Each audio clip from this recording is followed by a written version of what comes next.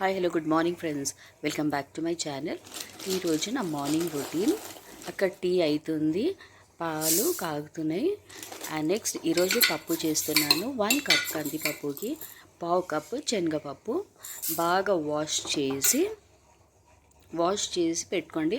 2 లవంగాలు వేసుకోండి. పప్పు చాలా బాగుంటుంది, స్మెల్ టేస్ట్ చాలా బాగుంటుంది. ఓన్లీ 2 లవంగాలు వేసి దానికి తగినంత వాటర్ పోసి ఉడకపెట్టుకోవాలి. దాంట్లో ఏం వేయొద్దు, టమాటో కానీ పసుపు కానీ ఏం వేయొద్దు. ఇది పాలకూర ఫ్రై కండి ఐటమ్స్: పచ్చిమిర్చి, మెంతం కూర, కొత్తిమీర, సొరకాయ, మెంతం కూర, పచ్చిమిర్చి, టమాటోస్, చింతపండు. ఇప్పుడు ఆయిల్లో శనగపప్పు, మినపప్పు, ఆవాలు, జీలకర్ర కొంచెం వేసుకున్న తర్వాత ఉల్లిపాయలు, పచ్చిమిర్చి వేయండి. దాని తర్వాత అల్లం వెల్లుల్లి పేస్ట్, కొంచెం పసుపు. దాన్ని బాగా ఫ్రై చేయాలి, పచ్చి వాసన పోయే వరకు ఫ్రై చేసిన తర్వాత అప్పుడు పాలకూరని యాడ్ చేసుకోవాలి. కొంచెం బ్రౌన్ కలర్ రావాలి. అప్పుడు దాంట్లో పాలకూర, ఎక్కువ కొత్తిమీర వేసుకోవాలి. పాలకూర అది కొత్తిమీర ఎక్కువ వేసుకుంటే టేస్ట్ చాలా బాగుంటుంది. పాలకూర ఆల్రెడీ కట్ చేసి వాటర్ వేసి పెట్టుకున్నాను. పాలకూర, కొత్తిమీర వేసి ఇప్పుడు దాన్ని ఫ్రై చేసి ఫ్రై చేయాలి. ఒక 2-3 మినిట్స్ వరకు ఫ్రై చేసిన తర్వాత సాల్ట్ ఇప్పుడే యాడ్ చేయొద్దు, ఎందుకంటే ఆకుకూర దగ్గర పడుతుంది, అప్పుడు మనం యాడ్ చేసుకోవాలి. ఇప్పుడు నెక్స్ట్ పప్పు అయిపోయిందండి. దానికి తాలింపు: ఆవాలు, జీలకర్ర, కరివేపాకు, ఎండుమిర్చి, కొంచెం కావాలంటే ఇంగువ కూడా వేసుకోవచ్చు, ఉల్లిపాయ ఒకటి. ఇప్పుడు ఇదంతా బ్రౌన్ అయిన తర్వాత అప్పుడు మనం దాంట్లో కొంచెం అల్లం వెల్లుల్లి పేస్ట్, కొంచెం ఒక 1/2 స్పూన్, ఎక్కువ పట్టదు, ఓన్లీ 1/2 స్పూన్, కొంచెం పసుపు. పప్పు ఉడకపెట్టినప్పుడు పసుపు వేయలేదు కదా, ఇప్పుడు యాడ్ చేసుకోవాలి పసుపు.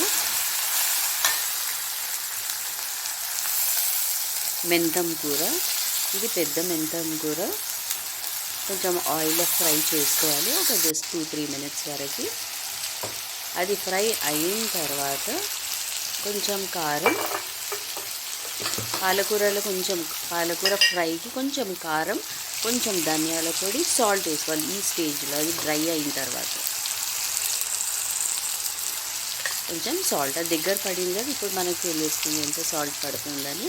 ముందే వేయొద్దు, అప్పుడు పాలకూర ఎక్కువ ఉంటుంది, ఎక్కువ అయిపోతుంది. ఆల్రెడీ పాలకూరలో సాల్ట్ ఉంటుంది.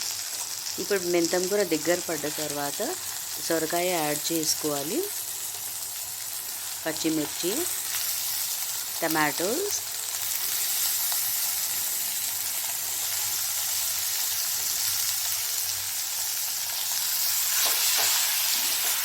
బాగా కలుపుకోండి.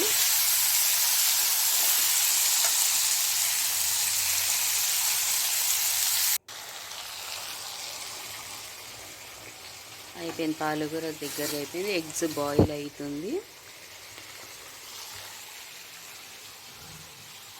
ఇప్పుడు పప్పు నేను మెదిపి దాంట్లో చింతపండు రసం పోసుకుంటున్నాను. దీంట్లో సాల్ట్, కారం ఏం వేయొద్దు. మనం సొరకాయ ఫ్రై అది తాలింపులు వేసుకున్నాం కదా, అంతే. బాద్షా సాంబార్ మసాలా కూడా కొంచెం వేసుకోండి, సాల్ట్. అప్పుడే సొరకాయకి బాగా సాల్ట్ పడుతుంది, టేస్టీగా ఉంటుంది. మిర్చి పౌడర్, 1/2 స్పూన్ మిర్చి పౌడర్. ఇది బాద్షా మసాలా, సాంబార్ మసాలా.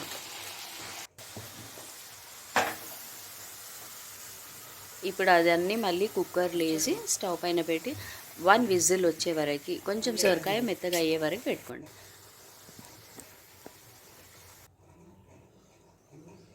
అయిపోయింది, పప్పు రెడీ.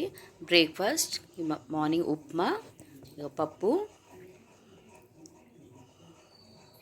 పాలకూర ఫ్రై, బాయిల్డ్ ఎగ్స్, కొంచెం పెప్పర్ సాల్ట్ వేసుకోవాలి. అన్నం రెడీ. Bye, thank you.